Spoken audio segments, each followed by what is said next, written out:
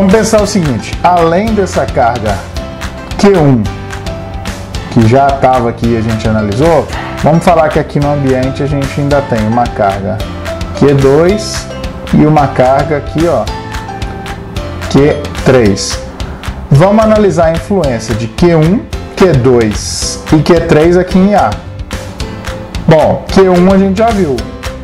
O pontinho onde está Q1 até A tem uma distância dA.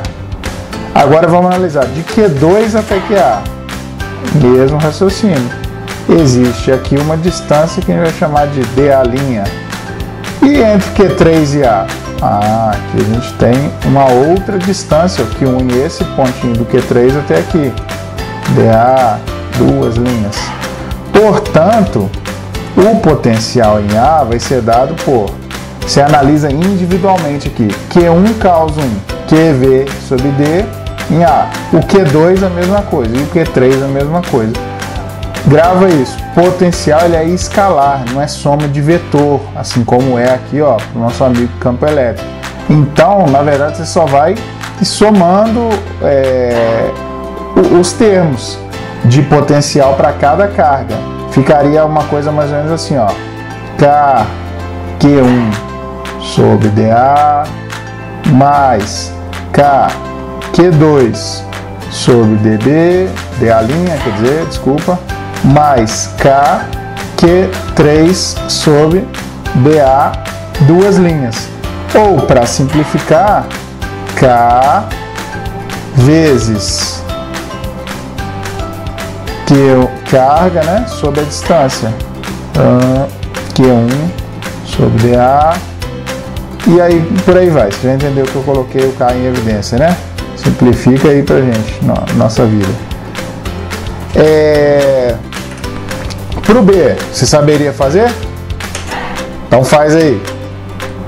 Depois dessa repaginada aqui no desenho, você deve ter concluído aí que o nosso V em B é igual a K vezes Q1 sobre D1 mais Q2 sobre D2 mais Q3 sobre D3. Concorda? Agora, se na situação tivesse N cargas, era fazer esse mesmo raciocínio, só que você ia prolongar e fazer aqui um mais até o Qn sobre Dn. Tudo certinho? Então é isso. Lembrou que viu que potencial é escalar, então você vai acumulando, ó, somando os potenciais que cada carguinha gera num determinado ponto do espaço individualmente. Olha, opa, Q1 com B, depois Q2 com B, Q3 com B. Não falei, mas você já deve ter percebido que se a carga aqui for negativa, esse potencial termina com sinal menos. Se ela for positiva, potencial termina com o sinal mais. E esse sinal vai entrar aqui, ó, que não é módulo não, é o valor que ela tem, mais ou menos. E aí então, se você tiver um positivo menos um outro aqui, mais um outro, tudo bem. Ou menos, menos, menos, sem problema. Certinho?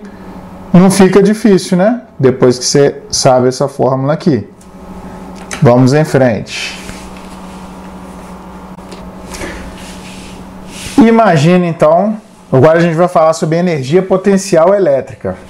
Imagina que a gente tem uma carga Qzinho, né, maior que zero, positiva. Ela se deslocando de A até B. O campo elétrico está para cá. Você lembra que a força elétrica é o FEC. Então, campo elétrico para cá. Carga positiva, FEzinho, no mesmo sentido de E. E aí você lembra também, ó, palhinha aí da primeira parte da aula. Trabalho é força vezes distância. Força é isso. E vezes Q vezes D. Tudo bem. Que depois a gente aprendeu que passa o Qzinho aqui para baixo. Trabalho sobre Q é o ED. Só que isso é o ED. Então a gente tem aqui o que é a mesma coisa que VA menos VB. Agora eu vou devolver esse Qzinho para cá. Acho que isso eu não tinha feito antes não. Ups, peraí.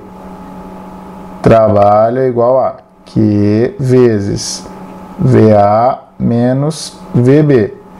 Aplicando aqui uma distributiva, a gente vê que VA menos Q VB. Certinho? Essa última parte aqui eu não tinha falado, mas eu acho que não tem grandes coisas aí não, você entendeu, né? Tá, então esse é o trabalho, ó.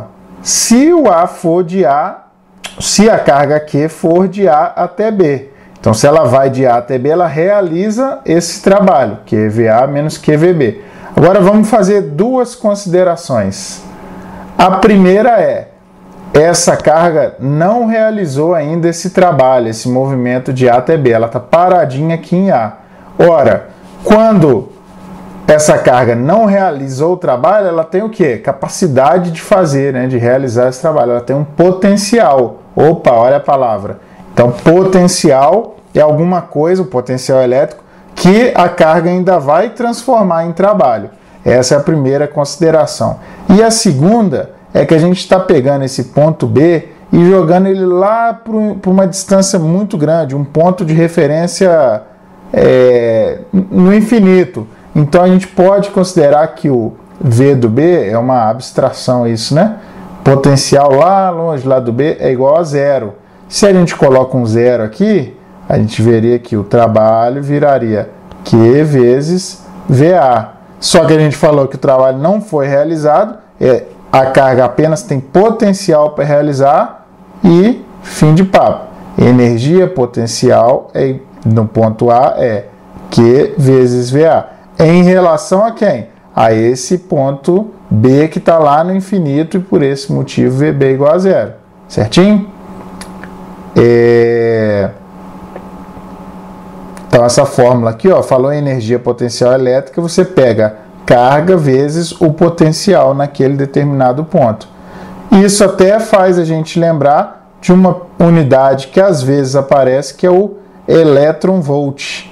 O elétron-volt, ele aproveita a carga elétrica, né, de um elétron, que é menos 1,6 vezes 10, opa, que 6, esculachado, menos 1,6 vezes 10 a menos 19 coulombs. E considera que uma DDP de 1 volt é aplicada, então 1 elétron-volt, deixa eu apagar aqui para caber, 1 elétron-volt equivale a 1,6 vezes 10 a menos 19 joules. Às vezes, a energia dada em elétron-volt, você converte ela aqui para joule, com essa fórmula, com essa equivalência, que geralmente é dada pelos exercícios, quando é o caso disso aí aparecer. Tudo bem? Agora, mais algumas considerações importantes. Respira fundo aí. Se o movimento aqui, ó, de A até B, ele é espontâneo, significa que esse trabalho, ele é um trabalho positivo. Trabalho entre A e B é maior que zero. E para isso aqui ser maior que zero, né, a gente tem que pensar o seguinte, ó, se trabalho é maior que zero, essa continha aqui, ó, que VA menos que VB também é maior que zero, não é isso que eu falei? Ó, trabalho maior que zero, então esse membro aqui maior que zero também. Então, que VA é maior que VB. Então, está mostrando para a gente o quê? Se o movimento é espontâneo, primeira coisa, né? Se o movimento é espontâneo, a carga sai de uma região que tinha maior energia potencial para uma em que ela vai ter menos energia potencial. Uai, por que tem menos energia potencial? Porque ela gastou, né? Ela tinha salário dela aqui, ó, poupança, mesada, R$10 de potencial para gastar. Quando ela chegou aqui, ela foi gastando coisas no meio do caminho. Comprou lá sorvete, chocolate, não sei o que lá mais. Chegou aqui no final, ela gastou esse potencial. Então ela tem menor potencial. Faz sentido, né? Então o movimento foi espontâneo. a gente saiu de um lugar com maior energia potencial e terminou com menor energia potencial. Por quê? Foi realizado o trabalho, a gente gastou o potencial que tinha. Então, primeiro aspecto. Segundo ponto agora, analisando esse movimento espontâneo. Para o trabalho entre A e B ser maior que zero, a gente pode pensar o seguinte: essa carga Q pode ser maior que zero, pode ser positiva. E se ela for positiva, para isso aqui continuar sendo maior que zero, VA menos VB tem que ser também maior que zero. Portanto, VA maior que VB. Sabe o que a gente pode dizer sobre isso daqui? Sabe de quem? Até me perdi aqui. Isso aqui mostra pra gente que para uma carga positiva, o movimento espontâneo acontece da região de maior potencial para de menor potencial.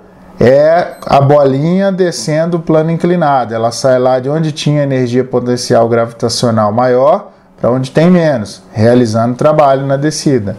Certinho?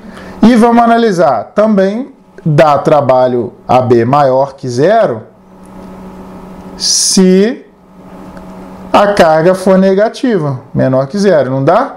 Só que nessa situação, VA menos VB também tem que ser menor que zero, para dar um menos com menos é igual a mais. E aí, VA é menor que VB. Então, repara só, o movimento espontâneo da carga negativa é do lugar de menor potencial para o maior potencial. Então, carga negativa, ela vai espontaneamente para um potencial maior. Carga positiva vai espontaneamente para uma região de menor potencial. E vimos que movimento espontâneo, a carga sai de uma região de maior potencial elétrico para uma de menor energia potencial. Gasta energia potencial em trabalho. Não ficou difícil, né? Pode até estar um pouquinho confuso, mas com essa base aqui, quando você for fazer exercício, vai gabaritar. Beleza? Para fechar, a gente vai falar agora sobre superfícies equipotenciais. Equidade, né? É de igual, né? Equipotencial, mesmo potencial. Se a gente lembrar da fórmula que a gente usou para achar um potencial no ponto A, K vezes carga sobre D, observando essa fórmula, a gente percebe que todos os pontos que estiverem a uma distância D de Q têm o mesmo potencial. Isso daqui dá pra gente, ó, finge que a carga Q está nesse pontinho aqui. Repara, fecha o olho e imagina quais são os pontos que estão a uma distância D de Q.